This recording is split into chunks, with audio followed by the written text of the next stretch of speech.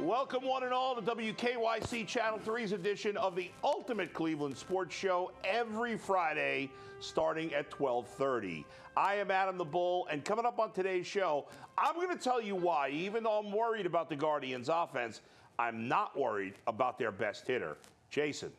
I'm Jason Lloyd. What do you think about the Cavs? NBA Finals or a first-round blowout again? What do you think's more likely? We're going to talk about it. Garrett.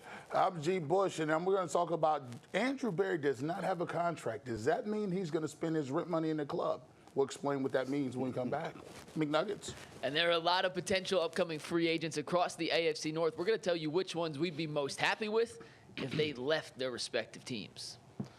So we'll get to that eventually, but let's start with something that G. Bush mentioned, and that's the coach and the GM guys. Kevin Stefanski and Andrew Berry do not have new contracts. I think we all thought that would happen after the season. The prevailing thought around the organization from people who cover the team, guys, is that this is going to happen. Yeah. Jason, I know you in particular have been saying Stefanski deserved an extension for a while. Are you surprised it hasn't happened yet? Yeah. And are you expecting it to happen soon? And do you think it affects the decision, especially by Andrew Berry this offseason? I don't know the timing of when it's going to happen. It should have happened already. Absolutely. It should have happened the day after the season ended. It should have happened during the season. I think both of them, Kevin Stefanski and Andrew Berry, did such a tremendous job last year with all the obstacles put in front of them that they both should have been extended. If they wait till July or whatever before the season, fine. I do get the feeling that it is going to happen at some point. I just think it should have happened already. Is that going to impact decisions they make in free agency? Well, that depends on how Andrew Berry feels. If Andrew Berry feels like the extension's coming, then probably not. It is probably human nature to wonder about your future and wonder, am I going to be here? If you don't think you're going to be here a year from now, it's going to change the way you approach and handle things. I do think internally they probably feel like it's coming, like it is going to happen. So I would tend to say it's not going to impact how they approach these next 6 weeks of the draft and free agency and everything else. I just don't understand the delay. I think it should have happened already. There is no logical explanation to me of why this hasn't already been taken care of. G. Bush. Hey, you look at it. Hey, you tell me today, G. Bush, you ain't got no contract. I'm like, oh, I don't got no contract? That means I don't got no future. I can't even settle down.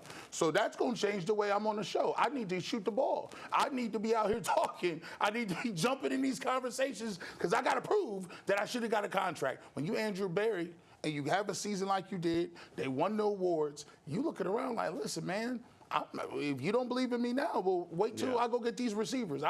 I'm not worried about the budget. I'm going to go and make sure that this team is stockpiled on the field and making sure that I got the best chance of proving myself in this next year in the short term, not the long term. If you're a fan like G. Bush, who talks about Operation Stockpile, then maybe it's a good thing if Andrew Berry feels the pressure to do more now, because maybe he'll be even more aggressive in going out to get another defensive end or something we've talked about a ton, a wide receiver.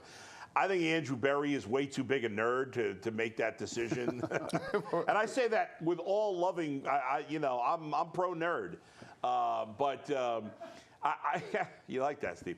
I look at the Browns and I don't think Andrew Berry is really going to change his philosophy, because I would think, he's been an aggressive GM. In a lot of ways, he's been very aggressive. They've aggressively made trades, even when they've had to give up first-round picks.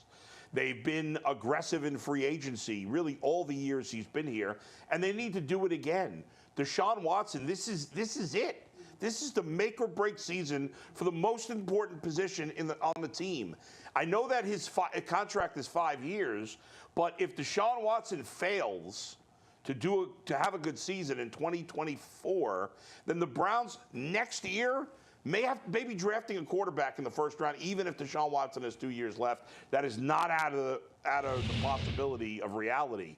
So, yeah, you have to treat this season, whether you have a long-term extension or not. I think Andrew Berry needs to be all in on this season, because if it goes poorly, we could see Nick Chubb out of here after next year. We could see Myles Garrett out of here after next year, Joe Bitonio, and a whole lot more. It's got to go well this season, guys. It's all in for it's win now. We were talking about that during the YouTube show. There is no – every organization, every responsible organization has to plan out what's our cap situation for next year and the year after and the year after.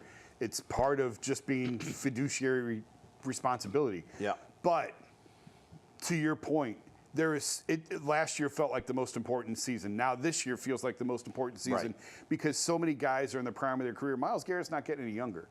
You know, he's in that window right now of the win now mode right now. Nick Chubb's had 2 major knee injuries in his career now.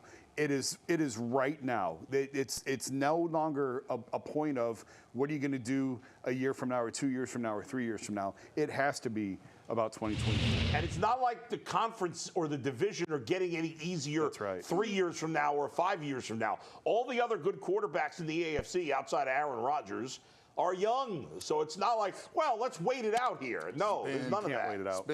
Spin. You know, listen, hey, I told you it was about spending your rent money in a club. Yeah, I'm willing to spend my rent money in a club because my lease is up in 6 months. We can figure it out and go get another apartment after that. But I just think, you know, just to echo what you guys are saying, you got to get it done now. 2 years, I think, tops is what you're looking at as a window. You got to maximize that. And by the way, you answered initially about, you know, why hasn't it happened yet? I don't really have a good answer at all. I don't know if anybody has a good answer as to why either of these guys have not been signed. Could it be a negotiation where Berry and Stefanski are both happen to be looking for more money than they're being offered? I guess that's possible. It seems unlikely because the one consistent compliment amongst all the criticisms of Jimmy Haslam, the one consistent compliment I've given him is he's not cheap. Well, it cost him by not extending Kevin sooner because now he's a 2-time Coach of the Year winner within the last 4 years. So the meter is running on the amount of zeros he's going to have to put on that check. Had he done it earlier, probably could have got him for a little bit less. Guys, let's move on to another subject here. In the AFC North, we've talked a ton about the Browns free agency, what they're going to do, who they may or may not lose. But obviously, you got 3 other teams in this division. They're all contenders, right? There's no team that you don't have to pay attention to in the AFC North. So you got to pay attention to all 3 teams. Obviously, the Ravens won the division last year, but even the Bengals, who finished last, were 9-8. So everybody's a contender. We wanted to look at the free agents that these teams are dealing with, and who is the guy on each of these teams that it would be best for the Browns if they left. So let's send it to Mikey to set this up further. Go ahead. So I asked you guys to all send me an answer. One from the Bengals, one from the Steelers, one for the Ravens. Right. We were all unanimous on the Bengals, so we'll start there so we can run through it quickly. But you guys all agreed that if the Bengals were to lose any upcoming free agent, you would be most happy if T. Higgins changed jerseys. Why was Higgins the obvious answer? Well, I don't know that I'd be happy personally, but it would be best for the Browns if T. Higgins left. Now, one thing we could do real quick on the Bengals, since we have a little extra time here, Mike, we all did pick T. Higgins, but if we assume T. Higgins is going to get franchise tagged, I don't know if you guys had a chance to look at the rest of the Bengals list. Who would be, if they tag Higgins, who's the guy that you'd like them to lose the most? Their other receiver. Yeah. Tyler Boyd. Yeah, he got to go. See, that would not be my choice because I think Tyler Boyd, they've already replaced him with young guys that showed good promise last year. To me, the biggest loss for the Bengals, assuming they franchise tag T. Higgins, would be DJ Reader. Now, he's getting old, but he's given the Browns some problems in the past, and another team certainly a lot of problems. He has been one of the best, non-sack defensive tackles. Now, he's one of the best in the Bengals. Consistently, when he's not been there, in the years that he's been with the Bengals, when he's been hurt, their run defenses hit the skid. So he would be a pretty big loss. Now, he's older, so I don't know how good he is at this point, but that would be a significant loss. I think we all agree T. Higgins isn't going to make it to free agency. Probably not. I think he'd be the number 1 free agent on the market if he made it to free agency. Is there someone else who would command more? I don't think so. I mean, just at wide receiver? Yeah. No, the only argument would be Michael Pittman, but I think Higgins would be ahead. Higgins would get the biggest contract. Yeah, definitely of the wide receivers if he hit free agency. Man, I'll tell you, since it's a faux pas that you can't really wish any serious injuries, that's not a thing anymore. T. Higgins, you got to go because the contract, you structure him your deal. Yeah. You get him up out of the division, man. When you playing the Bengals and Joe Burrow, and they got 2 receivers that might be better than your receivers, that's just a really big advantage around, especially when you got a franchise quarterback. I would love to have T. Higgins here in Cleveland, but obviously the Bengals are not going to let that happen in the division. So T. Higgins is the obvious choice. All right, let's move on to the Ravens. Let's go start the Steelers first. Okay, and go we'll ahead. start with Jason. Who was your pick? The one guy from the Steelers, and their free agent crop, not very good. So all three different. Jason, who's the guy you want to see leave Pittsburgh the most? Yeah, there's not a lot. They don't have any good free agents. Well, the one that I circled was Quan Alexander, their linebacker, lost early to injury. That's true. He was having a decent year at least. Veteran, came over from the Jets. I do think that they would miss him at the linebacker position. I think it was Achilles that took him out this year. So that, short of that, I didn't see anyone else on that list. Now, I didn't spend a ton of time looking at it. I was walking through an airport, and that's my defense for when we get to the Ravens, because I messed up the Ravens. Okay. But Quan Alexander, for sure, I think would hurt the Steelers if he left. So my guy, the Steelers free agent list is so bad that I actually picked the guy who the Steelers just cut. I can't even remember how to pronounce his first name. I think his last name is like Okafor. Chukwuma Okorafor. He's an offensive lineman. He's actually a decent player. He has started plenty of games, and I'm not even sure why they cut him. I guess it was a cap reason. Maybe they think they can get better, but they've had trouble on the offensive line, and he's a decent player. Again, there's nobody on the Steelers. They could lose every free agent they have, and I don't know that it would matter. But if I had to pick, I think he's the best player. But it certainly could be Quan Alexander. Man, you know what it is. I'm gonna just get in my petty bag. You going with the punter? I'm just going super petty. Myles Garrett, I got you, big dog. Mason Rudolph, get out.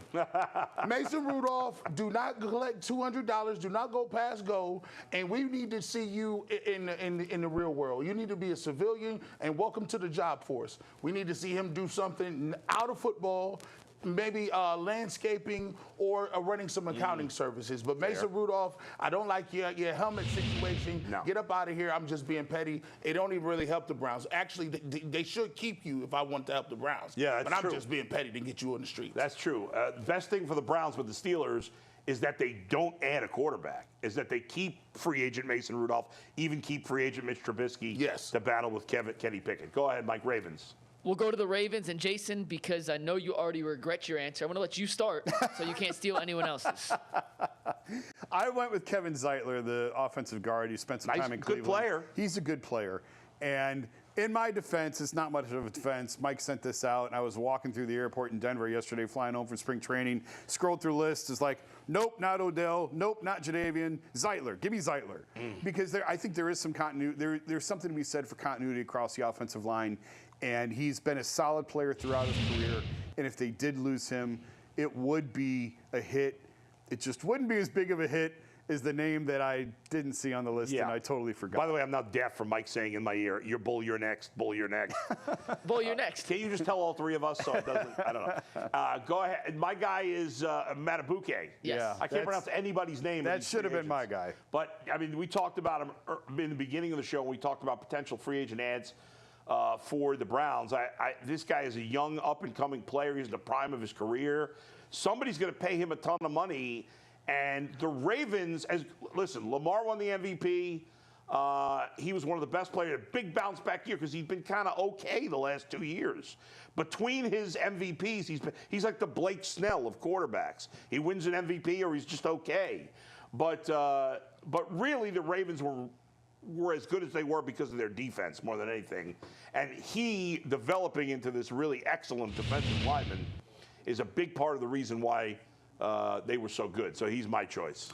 Matabuke is to me, there's no way, and you know what, that they're letting this dude get away. I mean, they better super tag him 3-4 times. For me, this is kind of underrated. I'm going with Patrick Queen. And the reason why is I think Patrick Queen, when you look at what he's able to do because they have Roquan Smith.